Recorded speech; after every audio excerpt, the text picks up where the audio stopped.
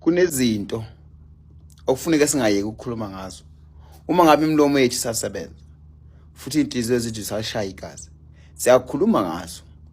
Uyabona ingane yami mina ingane yami yofunda esikoleni sangasekhaya ngakithi enkanini ayikho ezalwa mina ngoba ngiyabazi ukuthi akabasile othisha bakhona inqaba yabo bangihlukumeza kakhulu bengihlukumeza nje ukuthi ngiyinazaretha.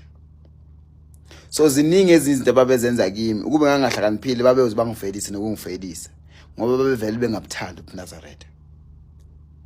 Into engayifunda kakhulu ukuthi izingane zesikole noma izikole okuyizona ezicindezela umuntu omnyama noma ngabe yini ephathelene nesiko noma nokwenkolo ilezi ezimnyama.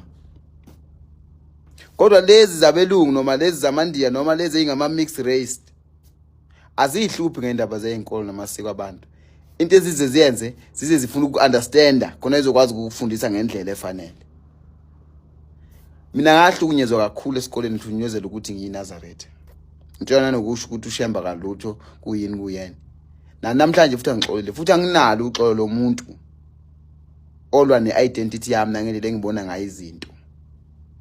Ngokwenkolo nangokwesiko lami nempilo yami. Ngoba ke yonke ngivele ngayibamba emoyeni.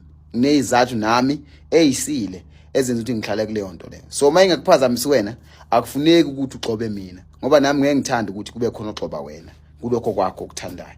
So othisha akabefunda ukuhlonipha izinkolo zabantu. Akekho umuntu ayekwathi othisha abahambe beye emathempelini beyosonta nathi. Cha. Sasifike nje sifunde njenga zonke izingane kukhuluma indaba yezinwele uxaka ukuthi inwele ingena phi iphazamisa kanjani inwele eklasini. Yabo. Anginalo uxolo lomuntu onjalo. Nomuntu futhi okwazi ukuzenza ngcono kunomunye anginalo uxolo lwakhe.